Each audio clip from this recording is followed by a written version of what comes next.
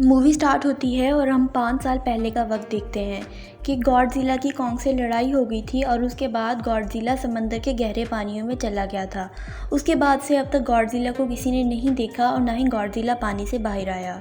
फिर हमें एक बहुत खूबसूरत आइलैंड दिखाया जाता है जहाँ कॉन्ग रहता है। कॉन्ग उस आइलैंड पर बहुत खुश रहता है और बहुत ज़्यादा इंजॉय भी करता है। कॉन्ग के साथ एक लड़की रहती है जिससे कॉन्ग बहुत प्यार करता है। वो लड़की ना तो बोल सकती है और ना सुन सकती है, लेकिन कॉन्ग उस लड़की की हर बात मानता है। कंपनी के लोग आ जाते हैं ताकि कॉन्ग को इस जगह से दूसरी जगह शिफ्ट किया जा सके, क्योंकि उन लोगों को खतरा होता है कि जल्दी गॉडज़िला बाहर आ जाएगा और फिर से इन दोनों टाइटन्स की लड़ाई शुरू हो जाएगी। फिर हम एक लड़के को देखते हैं जो कि हैकर होता है और एक बहुत बड़ी कंपनी में काम करता है। वो जिस कंपनी में काम करता है वो कंपनी बहुत सी मॉडर्न चीज़ें बनाती है, जैसे कि रोबोट्स और दूसरी हाई टेक्नोलॉजी की चीज़ें वगैरह। उस आदमी को ये शक होता है कि उसकी कंपनी कुछ ऐसा कर रही है जो कि इंसानों के लिए नुकसानदेह हो सकता है, इसलिए वो उस कंपनी का सारा डाटा हैक कर लेता है। इसी दौरान अलार्म बजने लगता है और गॉडज़िला समंदर के पानी से बाहर आ जाता है और देखते ही देखते वो सब कुछ तबाह करने लगता है। वो उस कंपनी को भी पूरी तरह से डिस्ट्रॉय कर देता है। सब लोग बहुत हैरान और परेशान हो जाते हैं कि गॉडज़िला को क्या हो गया है। वो तो इंसानों को बचाने वाला टाइटन था, अब वो लोगों को मारने पर क्यों तुला हुआ है। लेकिन गॉडज़िला सब कुछ तबाह करता जाता है। सो फ्रेंड्स, हमें ये पता लगता है कि गॉडज़िला के पास अब न्यूक्लियर पावर्स आ चुकी हैं जिससे वो कुछ भी डिस्ट्रॉय कर सकता है। अब ये न्यूज़ ब्रेकिंग न्यूज़ बनकर टीवी पर भी चलने लगती है और सब लोगों में ये बात फैल जाती है कि गॉडज़िला अब लोगों को मारने वाला है। ये न्यूज़ एक लड़की भी देख लेती है और उस लड़की का नाम मेडिसन होता है। वो उस न्यूज़ पर बिल्कुल भी यकीन नहीं करती, क्योंकि उसे गॉडज़िला पर मुकम्मल भरोसा होता है कि गॉडज़िला कुछ भी ऐसा नहीं कर सकता। ज़रूर इस सब के पीछे कोई ना कोई वजह है। मेडिसन जाकर अपने फादर से भी इस बारे में बात करती है और उनको बताती है कि गॉडज़िला ऐसा नहीं है, ज़रूर इसके पीछे कोई ना कोई वजह है। लेकिन उसे फादर उसे समझाते हैं कि गॉडज़िला भी बदल चुका है और तुम इस बात पर यकीन कर लो। जिस तरह हम इंसान बदलते हैं उस तरह जानवरों का मूड भी बदलता रहता है। लेकिन मेडिसन उनकी बात पर बिलीव नहीं करती। उसी हैकर की ऑनलाइन वीडियो नज़र आती है जो उसने गॉडज़िला के बारे में अपलोड की हुई थी। वो वीडियो देखती है और उस हैकर से जाकर मिलने का सोचती है। उसके बाद हम देखते हैं कि कंपनी का ऑनर डॉक्टर नेथन के पास आता है। डॉक्टर नेथन एक साइंटिस्ट भी हैं। कंपनी का ऑनर डॉक्टर से कहता है कि आपने जो होलो अर्थ का कॉन्सेप्ट दिया था वो बिल्कुल ठीक है। दरअसल डॉक्टर नेथन ने एक बुक लिखी होती है और उस बुक के अकॉर्डिंग हमारी ज़मीन के निचले हिस्से पर एक होलो अर्थ नाम की एक जगह भी है, जहाँ पर एक एनर्जी सोर्स है और जितने भी टाइटन्स हैं वो उस एनर्जी सोर्स से अपनी एनर्जी लेते हैं। जैसे कि इंसान सूरज से अपनी एनर्जी हासिल करते हैं, उसी तरह टाइटन ज़मीन के अंदर मौजूद इस हॉलो अर्थ से अपनी एनर्जी लेते हैं। और अगर इंसान उस एनर्जी सोर्स को दरियाफ्त कर लेते हैं तो वो गॉडज़िला का मुकाबला करने में कामयाब हो जाएंगे। डॉक्टर नेथन कंपनी के ऑनर से कहता है कि हम उस हॉलो अर्थ में जाएंगे कैसे, क्योंकि वहाँ पर ग्रेविटी नहीं होती। तो कंपनी का ऑनर डॉक्टर नेथन से कहता है कि आप इस बात की फ़िक्र मत करें, क्योंकि हमने एक एंटी ग्रेविटी कार बना ली है जिसकी मदद से हम उस हॉलो अर्थ में एंटर हो सकेंगे। लेकिन अगर हम किसी टाइटन की मदद ले लें तो ये और भी अच्छा होगा, क्योंकि टाइटन्स के अंदर एबिलिटी होती है कि वो अपने एनर्जी सोर्स को बहुत जल्द पहचान लेते हैं। इसके बाद डॉक्टर नेथन ये फैसला करते हैं कि वो कॉन्ग को हॉलो अर्थ ले जाएंगे। इसके मकसद के लिए वो अपनी फ़ीमेल फ्रेंड के साथ मुलाकात करते हैं। उनकी ये फ़ीमेल फ्रेंड डॉक्टर भी थी और कॉन्ग की देखभाल भी किया करती थी। वो अपनी फ़ीमेल फ्रेंड से कॉन्ग को हॉलो अर्थ ले जाने के बारे में सवाल करते हैं। तो फ़ीमेल फ्रेंड पहले तो मना कर देती है, मगर फिर डॉक्टर नेथन के समझाने पर वो मान जाती है। फिर डॉक्टर नेथन अपनी पूरी आर्मी के साथ कॉन्ग को शिप पर जंजीरों के साथ बांध देते हैं। कॉन्ग जा रहा होता है तो वो लड़की भी बहुत उदास होती है जो कॉन्ग से बहुत प्यार करती थी। वो इन लोगों को बताती है कि कॉन्ग को गुस्सा आ रहा है क्योंकि आप लोगों ने इसे जंजीरों से बांध दिया है। कैप्टन फीमेल डॉक्टर के पास आता है और उसे कहता है कि हमें कॉन्ग को उस रास्ते से ले जाना चाहिए जहां गॉडज़िला का खतरा ना हो, क्योंकि अगर कॉन्ग और गॉडज़िला का आमना सामना हो गया तो इन दोनों की लड़ाई हो जाएगी और इन लोगों की अगर लड़ाई हो गई तो तबाही आ सकती है, क्योंकि ये दोनों ही खुद को मॉन्स्टर समझते हैं। फिर हम मेडिसन को देखते हैं जो कि उस हैकर से मुलाकात कर रही होती है। वो हैकर मेडिसन को बताता है कि कंपनी एक ऐसी चीज़ बना रही है जो कि बहुत बड़ी है और बहुत हाई टेक्नोलॉजी की चीज़ है और जिसे वो लोग हांगकांग शिफ्ट करने वाले थे। और ये बात गॉडज़िला को पसंद नहीं आई, इसलिए गॉडज़िला ने उस कंपनी को डिस्ट्रॉय कर दिया। फिर जो कॉन्ग वाली शिप होती है वहाँ पर अलार्म बजने लगता है क्योंकि गॉडजिला वहाँ आ रहा होता है। वो लड़की फ़ीमेल फ्रेंड को अपनी बातों से बताने की कोशिश करती है कि गॉडजिला आ रहा है। डॉक्टर नेथन कहते हैं कि अब चूँकि गॉडजिला आ रहा है इसलिए हमें कॉन्ग को भी खोल देना चाहिए ताकि कॉन्ग गॉडजिला से फ़ाइट करके हम सबको बचा सके। गॉडजिला करीब आ रहा होता है। ये लोग गॉडजिला पर मिसाइल्स के ज़रिए से हमला करने की कोशिश करते हैं लेकिन गॉडजिला पर कुछ भी असर नहीं होता। कॉन्ग भी गुस्से में आ जाता है और ज़ोर से चिल्लाता है क्योंकि कॉन्ग और गॉडजिला की बरसों पुरानी दुश्मनी थी। गॉडजिला आहिस्ता आहिस्ता उनकी तमाम शिप्स और प्लेन्स को तबाह करता हुआ आगे बढ़ रहा था। इन लोगों ने कॉन्ग को अभी तक बांधा हुआ था। गॉडजिला उनकी शिप तक पहुंच जाता है और उनकी शिप पर हाथ मारकर उसको पानी में उल्टा देता है जिससे ये सब लोग और कॉन्ग पानी के अंदर डूब जाते हैं। डॉक्टर नेथन किसी तरह कॉन्ग की जंजीरों को खोलते हैं जिससे कॉन्ग आज़ाद हो जाता है और पानी से बाहर आता है। अब कॉन्ग गुस्से में आकर गॉडजिला को समंदर में फेंक देता है जिससे गॉडजिला समंदर में चला जाता है। कॉन्ग उस शिप को सीधा करने लगता है कि इतने में गॉडजिला दोबारा समंदर से बाहर आ जाता है। अब गॉडजिला उस शिप की तरफ बढ़ने लगता है जहाँ पर वो बच्ची होती है। कॉन्ग भी ये सब देख लेता है और तेज़ी से शिप्स क्रॉस करते हुए उस शिप तक पहुँच जाता है। कॉन्ग गॉडजिला को एक घोंसा मारता है जिससे गॉडजिला दूर जा गिरता है। गॉडजिला भी कॉन्ग को एक पंच मारता है और इस तरह इन दोनों की ज़बरदस्त लड़ाई शुरू हो जाती है। लेकिन आखिरकार कॉन्ग गॉडजिला को दोबारा से समंदर में धक्का दे देता है जिससे गॉडजिला को बहुत ज़्यादा गुस्सा आ जाता है और वो अपनी न्यूक्लियर पावर का इस्तेमाल करने लगता है। वो अपनी न्यूक्लियर पावर का यूज़ करता है तो एक लेज़र लाइट प्रोड्यूस होती है। कॉन्ग ये देखते ही खुद को पानी में धकेल देता है ताकि वो उस लेज़र लाइट से बच सके।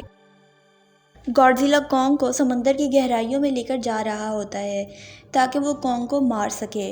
वो फीमेल डॉक्टर कहती है कि हमें कॉन्ग की हेल्प करनी चाहिए। इसके बाद वो लोग मिसाइल्स वगैरह समंदर में फेंकते हैं जिससे कॉन्ग बाहर आ जाता है। अब डॉक्टर नेथन कहते हैं कि हमें तमाम इंजन और तमाम लाइट्स ऑफ कर देनी चाहिए ताकि गॉडजिला को लगे कि हम लोग चले गए हैं या थक चुके हैं। इसलिए वो लोग तमाम इंजन्स और तमाम लाइट्स ऑफ़ कर देते हैं और वाकई ऐसा ही होता है। तमाम लाइट्स के ऑफ़ होते ही गॉडजिला भी वहाँ से चला जाता है।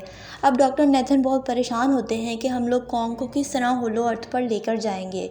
इसलिए वो ये फ़ैसला करते हैं कि अब कॉन्ग को प्लेन के ज़रिए से लेकर जाएंगे। फिर हम मैडिसन को देखते हैं जो कि अपने फ्रेंड्स के साथ उस कंपनी में पहुंच जाती है ताकि वो ये इन्वेस्टिगेट कर सके कि ये कंपनी आखिर ऐसी कौन सी चीज़ बना रही है जिसे देखकर गॉडजिला को बहुत ज़्यादा गुस्सा आया। मैडिसन को वहाँ पर किसी जानवर के बड़े बड़े अंडे भी मिलते हैं जिसे देखकर वो थोड़ा हैरान होती है, मगर इसके साथ ही दरवाज़ा लॉक हो जाता है। वो पीछे मुड़कर देखती है तो उसे अंदाज़ा होता है कि वो एक शिप की जैसी जगह में है और वो लॉक हो चुकी है। दरअसल ये शिप अंडों समेत हांगकांग जा रही थी और अब वो लोग भी उस शिप में लॉक हो चुके थे। डॉक्टर नेथन अपनी टीम के साथ कॉन्ग को किसी तरह होलो अर्थ पर पहुंचाने में कामयाब हो जाते हैं, मगर कॉन्ग होलो स्पेस में मौजूद केव के अंदर जाने से इनकार कर देता है। इसके बाद वो लोग उस लड़की की हेल्प लेते हैं और उस लड़की को कहते हैं कि तुम किसी तरह कॉन्ग को राज़ी करो कि वो उस केव में चला जाए।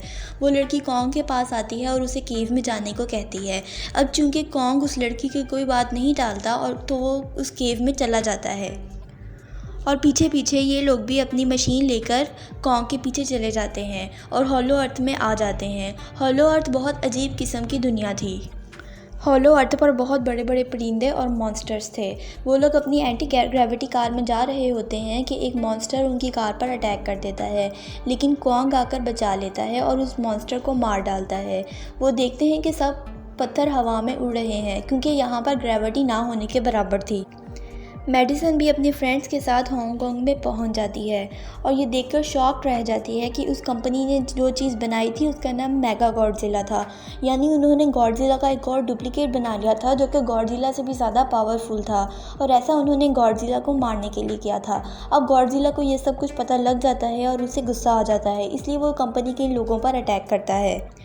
गॉडजिला की पावर्स को चेक करने के लिए वहाँ पर क्रॉलर्स छोड़े गए थे।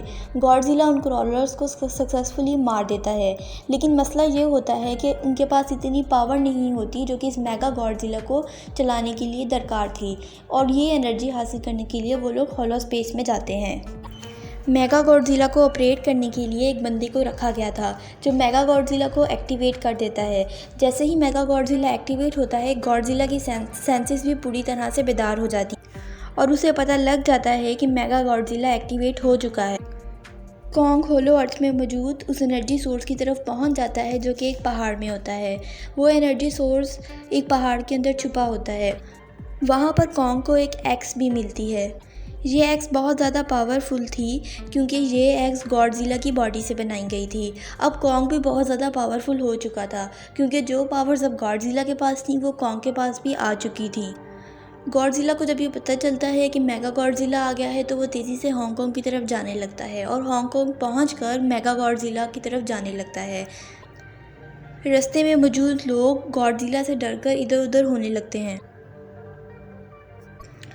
गॉडज़िला को इस बात का भी इल्हाम हो जाता है कि कॉन्ग होलो अर्थ में आ चुका है, इसलिए गॉडज़िला गुस्से से अपनी न्यूक्लियर पावर ज़मीन पर मारता है और वो न्यूक्लियर पावर ज़मीन से होती हुई कॉन्ग तक पहुंच जाती है।